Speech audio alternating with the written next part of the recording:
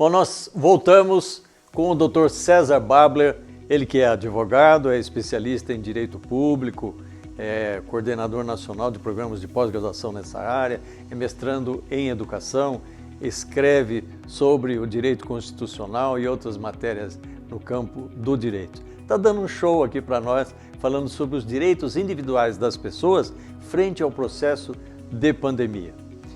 Dr. César, nós estamos numa fase em que as pessoas não sabem direito como faz em relação às eleições. Elas têm o direito, elas querem votar, precisam votar, não precisam votar. Como é que fica num ano tão atípico como esse? Como é que é o direito da pessoa, né? Da mesma forma, a questão da escola, que é uma coisa super importante. Tem pais dizendo o seguinte: eu não me sinto seguro, mesmo que o governo diga que é em setembro que volta, meu filho não vai voltar para a escola porque eu acho que pode ser contaminado, a gente pode correr riscos, eu tenho meus pais em casa, eu não quero que meu filho volte, ele está tendo aulas à distância, está indo bem, está sendo avaliado e não está tendo prejuízo, segundo o que nós achamos, frente naturalmente às limitações da pandemia. Como é que ficam essas questões na sua avaliação? São questões também fundamentais, né? Direitos fundamentais e questões fundamentais, educação e voto. Então vamos começar pelo voto, para ficar mais didático para vocês aí. Então o voto, a gente tem direito de voto? Claro que tem. O cidadão vota e esse voto é a participação dele na política pública, é escolher os seus candidatos, o presidente, o vereador, no caso do município, o prefeito, o vereador, o presidente, deputados, etc. Essa possibilidade do cidadão escolher e participar ativamente da política advém do voto, decorre do voto. Importantíssimo. Então a questão do voto sempre foi e sempre vai ser fundamental. A conquista do voto feminino, hoje o voto é obrigatório e tudo mais. Então essa questão da pandemia, como é que vai ficar? O Congresso Nacional aprovou recentemente, agora em julho, a emenda 107, né, de 2020, prorrogando as eleições para novembro, 15 de novembro.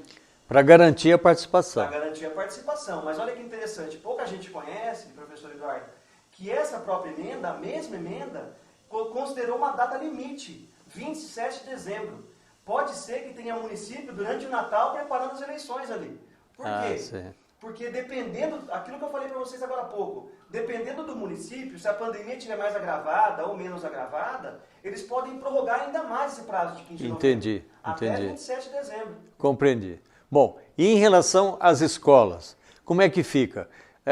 Dizem alguns especialistas que pode voltar, que não tem problema, que a criança tem menos reflexo, ela fica assintomática e tal, a chance dela ter uma doença grave é menor e tal. Outros dizem o seguinte: qual é a estatística de crianças acometidas com a Covid? Dessas, quantas vêm a óbito? Se eu colocar fora do distanciamento social essas crianças na escola, a chance de contaminação vai aumentar e a percentagem de perda de crianças vai se dar na mesma proporção, só que agora sobre um número muito maior de crianças e, portanto, muitas crianças morrerão, contaminarão suas famílias, os diretores da escola, o bedel que toma conta. E quando uma criança está contaminada, aquela classe tem que entrar em quarentena. Entrar em quarentena significa que não vai mais ter atividade. Então, outros dizem, para que correr esse risco para aumentar a morte na faixa etária das crianças, sendo que, na realidade, a chance de ter um contágio lá é muito grande. Queria saber a sua opinião. Eu acho que esse momento é delicado, professor, é momento de prevenção, não é momento de jogar as crianças para a escola.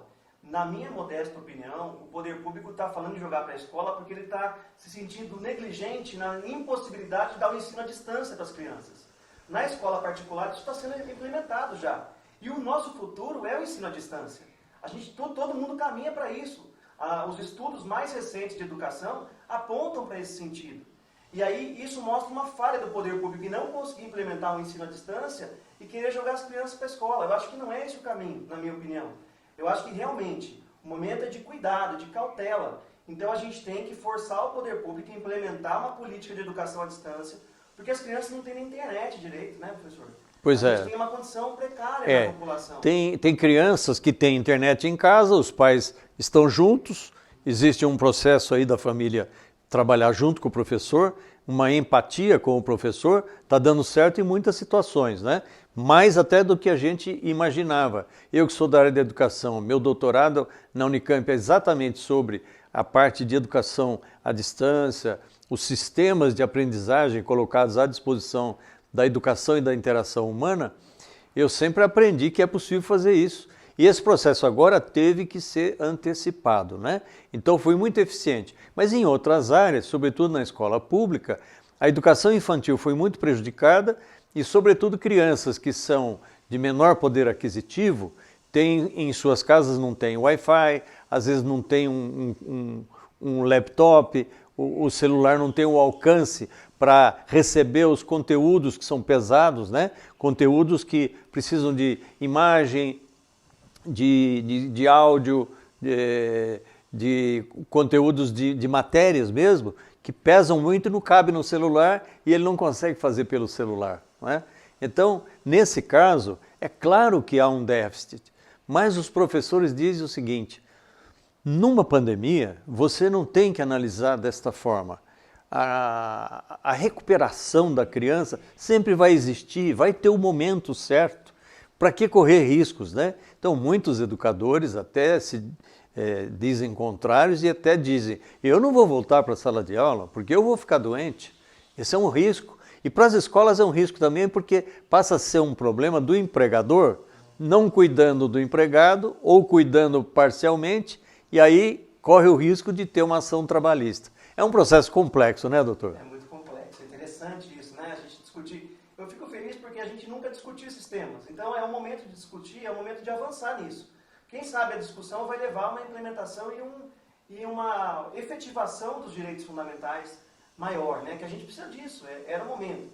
Já tinha projeto, né, professor, do homeschooling antes da pandemia. Sim. Já tinha projeto tramitando no Congresso Nacional. Sim. Então agora talvez isso vai ser um pouco acelerado, essa ideia toda vai ser implementada.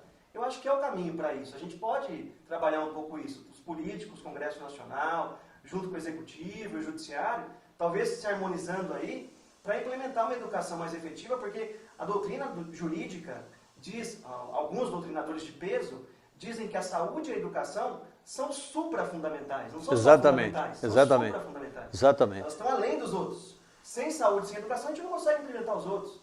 Tá certo. Então, acho que o caminho é esse. Está muito bem. Eu diria que o Conselho Nacional de Educação já decidiu que, sobretudo nas faculdades, por exemplo, está livre a faculdade para implementar totalmente a educação à distância no processo de pandemia.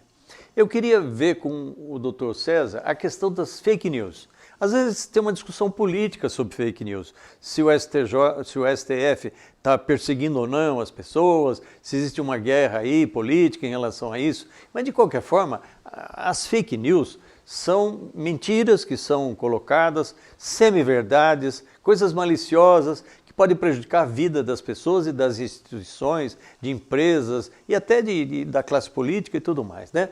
Eu queria saber a sua opinião sobre as fake news, o que deve ser feito no plano nacional, local ou com as próprias provedoras de internet que acabam viabilizando a entrada de gente que maliciosamente se usa desse espaço para acabar com a vida de alguém. Primeiro ponto, né, professor Eduardo, voltamos de novo para a educação, porque a gente com educação de qualidade, a gente consegue filtrar o que é fake news e o que não é. A população que tem menos instrução acaba recebendo aquela informação e não tem filtro. Então ela recebe a informação, lê e já começa a repassar para os outros, pressupondo que é uma verdade. A geração mais antiga, eles estão acostumados a ler uma notícia verdadeira. Então eles leem e repassam, né? Minha mãe, meu pai, avós, eles leem e têm certeza que aquilo é verdade. E não é, né? É fake news. A nova geração está mais acostumada com isso. Mas essa questão da fake news, nos direitos, ela vai desaguar na liberdade de manifestar o pensamento, de um lado, e o Estado não pode censurar ao mesmo tempo isso. Porque senão vira ditadura, né? Então, olha como o conflito é tortuoso nesse momento. Certo. A gente tem a liberdade da pessoa manifestar uma fake news ou expor uma fake news, e ao mesmo tempo o Estado se coibir demais caminha para a censura de novo. Então o certo. Estado tem que achar um meio, um marco regulatório, que já está em tramitação, para efetivar, eventualmente filtrar na internet o que é, o que não é fake news e desaguar para a população um pouco menos de fake news do que tem hoje. Tá certo. Existem alguns blogs, por exemplo, que têm uma missão política e ideológica clara. Então, ou são de ultra-esquerda, ultra-direita, não sei o quê, e acabam, vamos dizer, colocando a sua opinião travestida de vídeos que acabam com a vida das pessoas, né? E muitas vezes isso é uma coisa que está sendo coibida, mas depois que sai, demora vários dias para tirar isso da internet. E fica vários dias isso circulando, pessoas compartilhando. Qual é a penalidade para esse tipo de gente que, se utilizando de uma mídia digital, ou mesmo eletrônica em geral, ou mesmo nos jornais e rádio, etc., como é que essa pessoa é penalizada depois que se descobre que aquilo que ela colocou era tudo mentira? Então, a Constituição mesmo, desde 88, regulamenta um pouquinho disso. O que ela diz? Se a pessoa publicar alguma coisa ofensiva à sua intimidade, à sua honra e etc., ela vai responder por indenização, por danos morais, materiais e a imagem. Isso ela responde. Certo. Além disso, a pessoa que foi ofendida tem o direito de publicar na mesma página uma retratação. Perfeito. Isso já existe. Agora, uma punição criminal a gente não tem ainda, né? Não é crime isso, né? Deveria ser, tem que implementar isso também para efetivar essa punição. Mas já temos uma punição civil. Civil é o quê? A pessoa ser indenizada por esse dano causado. Isso perfeito. Mas é uma ação que demora. Você tem que entrar com a ação, você tem que arrumar advogado, você tem que se defender, demora anos às vezes, para que isso leve adiante. Você precisa ter provas, tem um conjunto de situações difíceis, né, doutor? A gente precisava de uma coisa mais expedita, uma coisa mais rápida. Por exemplo, como o senhor falou, a questão de o direito não só nas barras da justiça, mas também na conciliação. Será que na conciliação não se pode atribuir a conciliadores o direito de julgar esse tipo de coisa mais rapidamente? Eu acho que sim. O caminho, inclusive, tem que ser esse, né? Até para desafogar o judiciário que não aguenta mais receber ações, né? O judiciário brasileiro é o que recebe mais ações, o que mais recebe no mundo. É um absurdo isso. Então o povo tem que... A primeira coisa, educação. Daí já vai desaguar bastante coisa, vai evitar bastante demanda. Segundo ponto, negociação, acordo, arbitragem, mediação, são instrumentos que estão começando a surgir, tá certo, que vão potencializar essa... Perfeito.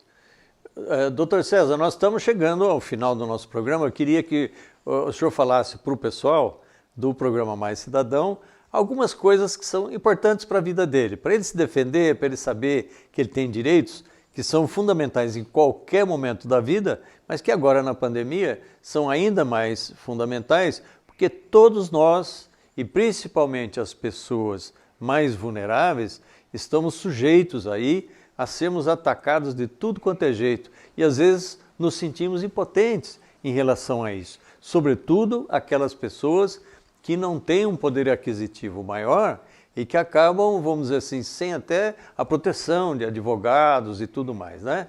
Então eu queria te ouvir. A minha posição para vocês, a minha ideia para vocês é, se você não tem a condição de procurar um advogado e está se sentindo lesado no seu direito, existem instrumentos do próprio governo, do próprio Estado, que garantem assistência jurídica, por exemplo, as defensorias públicas. Então você pode digitar no Google lá, Defensoria Pública, Campinas, se você for de Campinas. Vai baixar, vai vir no Google lá o endereço e o telefone. Ligue lá, se informe. Pergunte para eles, tem um agendamento para mim? Não cobram nada, né? Então vá buscar, o Estado paga defensores para isso. Eu acho que esse é um bom meio, garantir para você, cidadão, o acesso, se for preciso, à justiça, sem pagar os custos do advogado, do processo, etc. E tem o PROCON também, né? Tem o PROCON também, se você for consumidor, né? Tá certo. Bom, doutor César, eu queria agradecer a sua entrevista, foi espetacular. Acho que a gente, num tempo curto, conseguiu passar para as pessoas o que é o direito fundamental delas e, sobretudo neste momento de pandemias, como esse direito pode ser supervalorizado, né? Eu agradeço pela sua participação, foi uma alegria muito grande para mim Eu que sou da área da educação, sou engenheiro e estou sempre ligado às questões do município e tudo mais, eu agradeço porque você falando ao cidadão completa de uma forma plena tudo aquilo que é o objetivo do nosso programa Mais Cidadão. Muito obrigado ao senhor, muito obrigado a vocês por assistirem essa parte do programa Mais Cidadão.